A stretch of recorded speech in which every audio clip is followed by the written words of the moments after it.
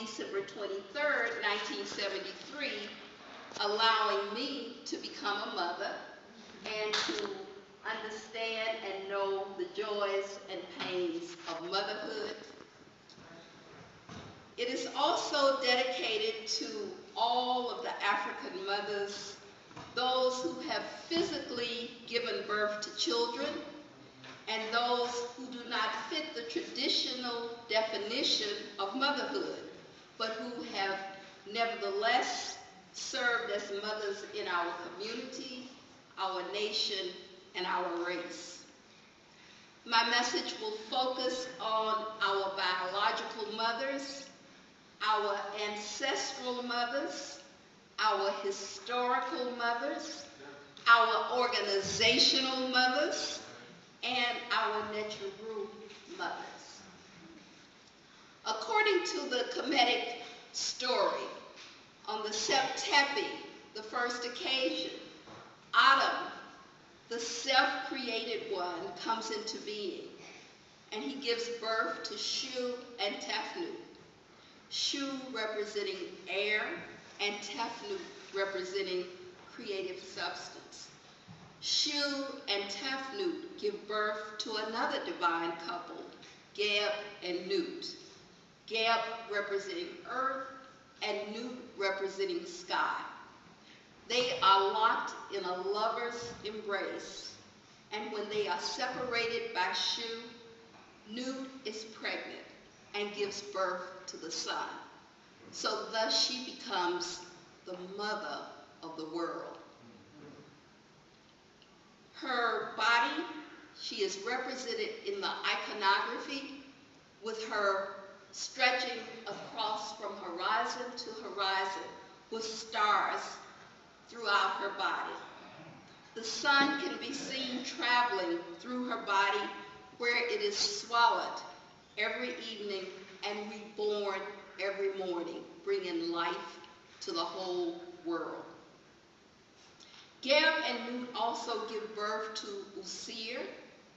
Some of you know him as Osiris, Aset, Setet, and Nebuchadnezzar. Usir and Aset give birth to Horus, who represents divine kingship.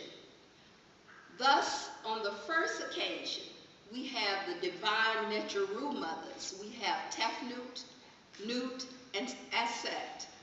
Aset was the personification of motherhood. In the New Kingdom, the principal female nature is Mut, whose name means mother. She was conceived as the great world mother who brought forth whatsoever existed. Another important mother nature was Hathor. She was the great mother of the world, the personification of the great power of nature, which was conceiving and creating and bringing forth and rearing and maintaining all things, both great and small. This description of the nature Hathor seems to define all mothers of humanity. Throughout history, from antiquity to modernity, the African woman, and more specifically, motherhood, has been a revered part of our culture. The African woman is said to be the mother of civilization. According to G.K. Osei, a Ghanaian historian, in ancient times, affection for one's mother, and especially the respect with which it was necessary to surround her, was the most sacred of duties. Matriarchy was and still is a vital part of African culture. Sheikh Anta Diop informs us that Black African culture set for the whole world an example of extraordinary vitality and vigor. All vitalist conceptions, religious as well as philosophic, came from that source. Now let us look at some of those ancestral historical mothers. Our history history is replete with names of mothers who laid a cultural and historical foundation and left a blueprint for us to follow.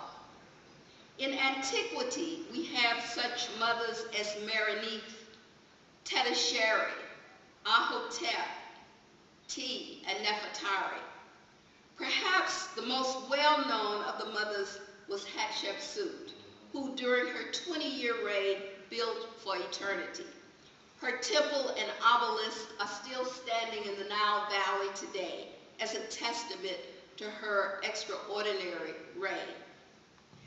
In the modern age, throughout the 17th, 18th, and 19th centuries, African women, some of whom were queen mothers, warriors, mothers without titles, fought for the liberation of African people.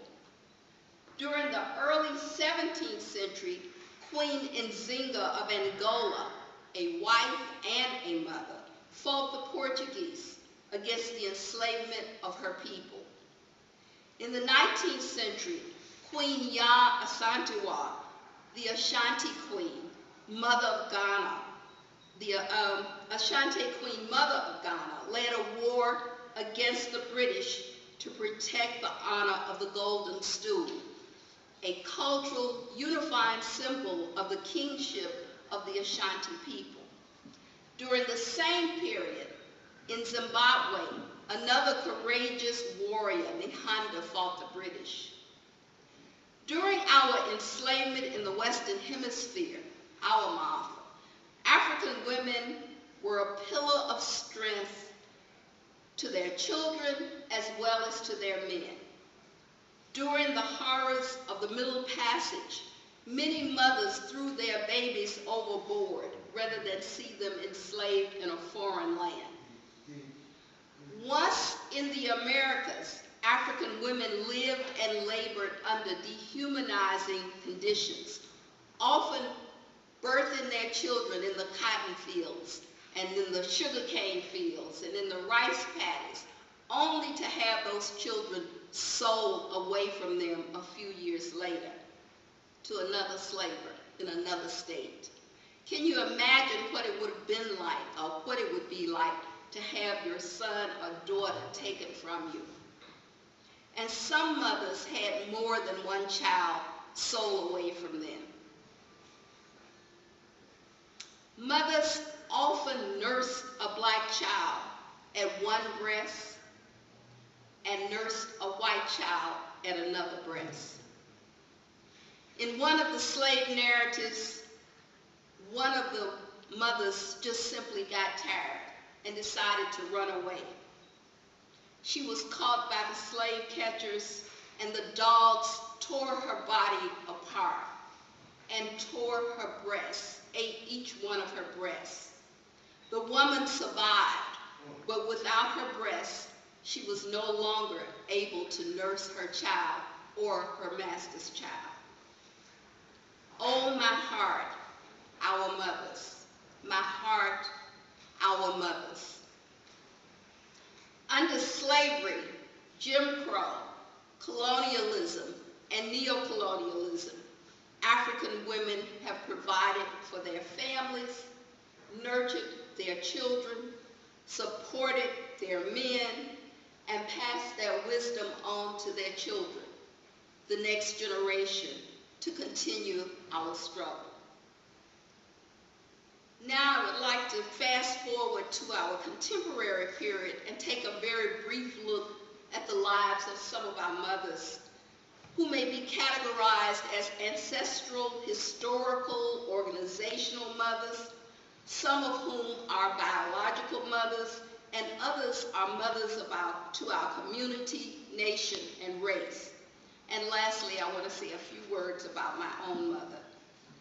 There are hundreds of thousands of mothers I could speak about, but I chose this woman because I found her life fascinating and because she has a Chicago connection that I did not know about until I read her biography. I hope that you will be inspired to read her story. Her name is Eslanda Cardoza Good Robeson. She was born on December 15, 1895, and died on December 13, 1965, 2 days before her 70th birthday. Her life spans almost 7 decades, and while she was an independent, well-educated, politically active, professional woman, she is best known as the wife of the great Paul Robeson. Armed with an undergraduate degree in chemistry because she planned to go to medical school, she eventually became an anthropologist, writer, and political activist, all while serving as the business manager for her husband. She was also the mother of a son, Paul Robeson Jr. She was born in Washington, D.C.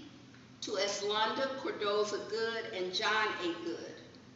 Her father was born at Cook County Hospital in 1861, raised in Chicago, finished high school in Evanston, at Evanston Township High School, and earned degrees from Northwestern University and Howard University Law School.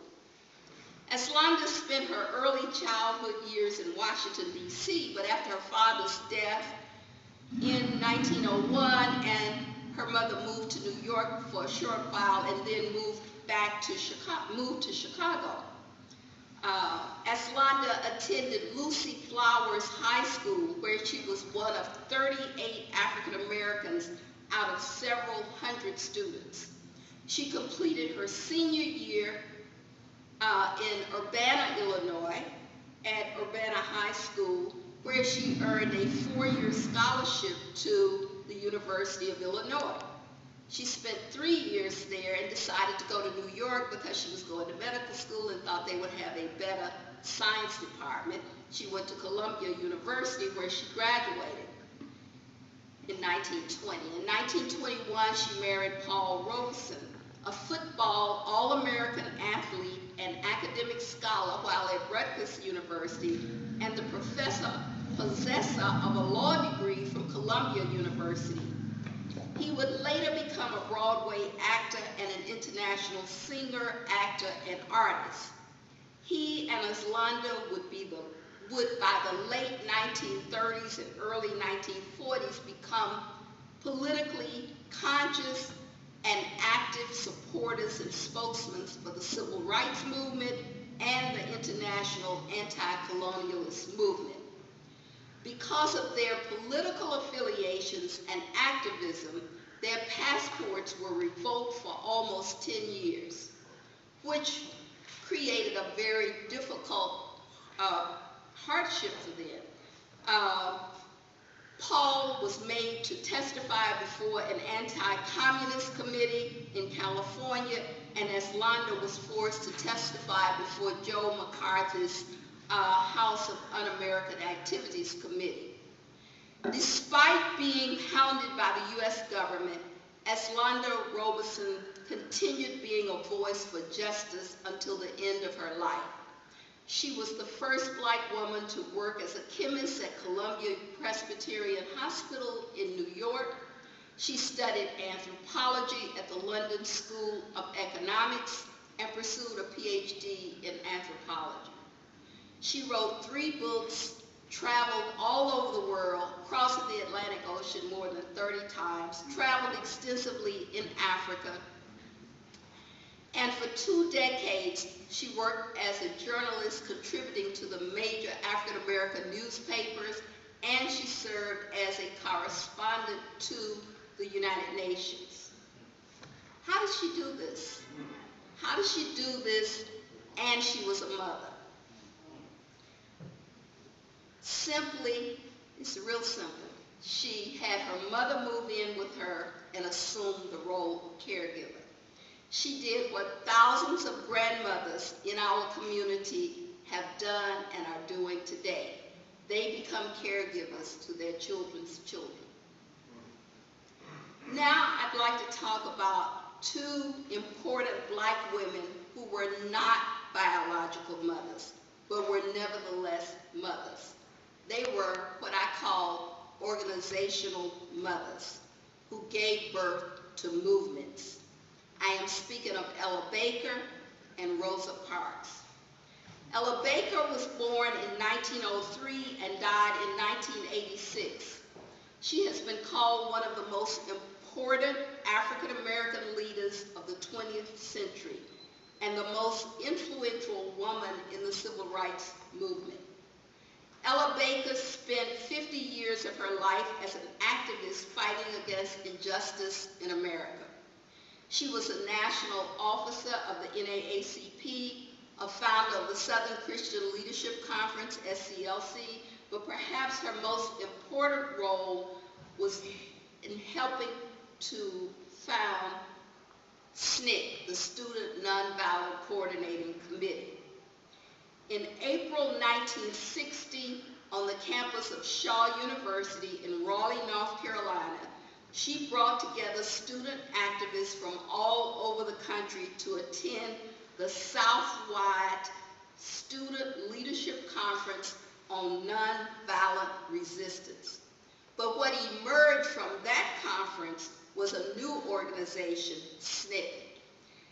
Ella Baker, the organizational mother, nurtured this group of young activists, gave them the benefit of her seasoned organizational skills, advised them, gave them direction, and shared her resources with them. And as they say, the rest is history. Another important woman in our history who never birthed a baby, but wears the title Mother of the Civil Rights Movement is Rosa Louise Macaulay Parks. Mrs. Parks was born on February 4th, 1913 in Tuskegee, Alabama. She spent 7 decades of her life fighting racial injustice.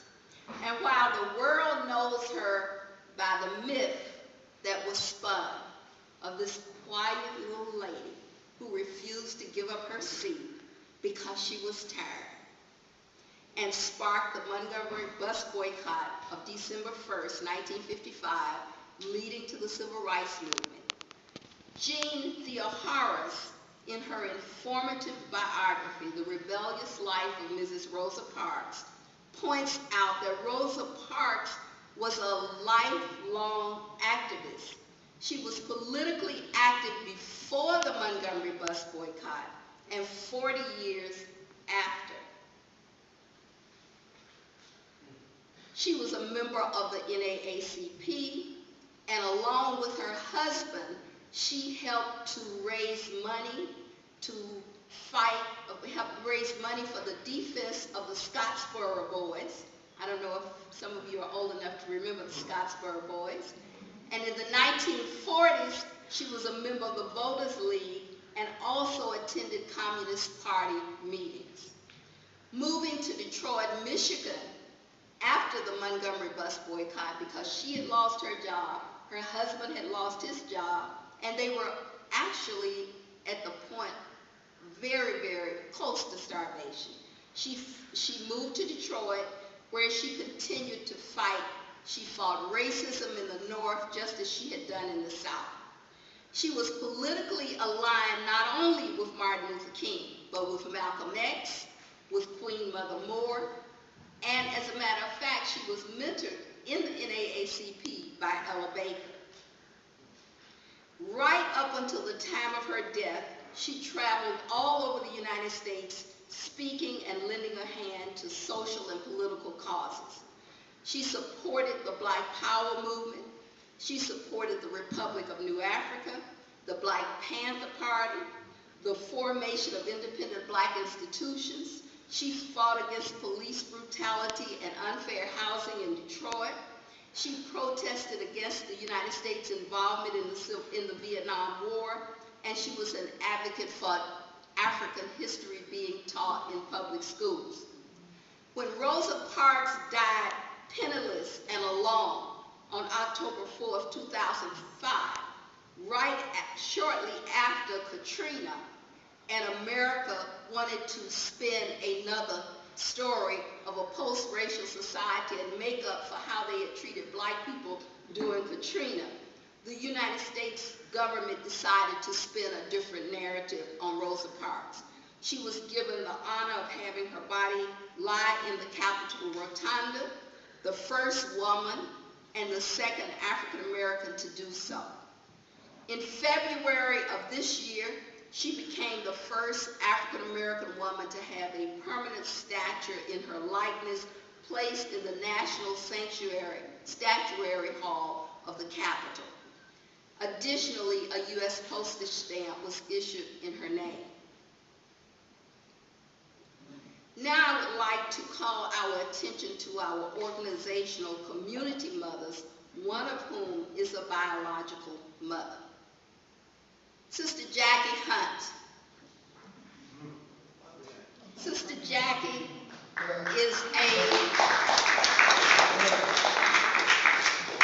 is a loving, supportive mother to her children, Sydney, Leslie, Rachel.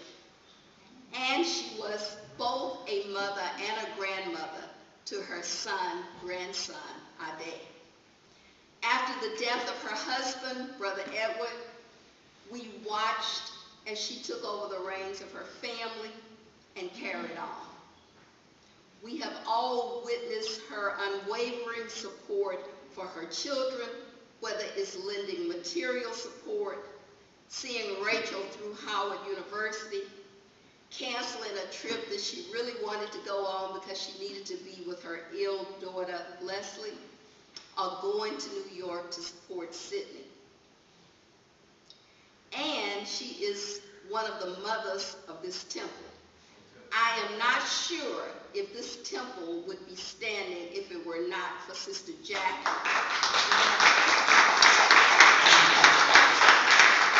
Or, as I once heard her daughter call her, the temple geek. We can always count on Sister Jackie to be here to provide leadership for us, and we want her to know how much we appreciate her.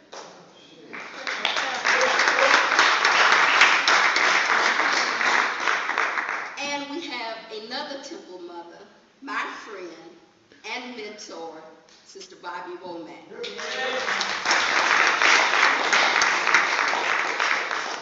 Like Ella Baker and Rosa Parks, she bore no children, but she has been a mother to so many children in our community, including my daughter, Tower. Bobby is the most loving, caring, compassionate, generous person that I have ever known. I am fortunate to have her as my friend, and we are blessed to have her leadership in this temple.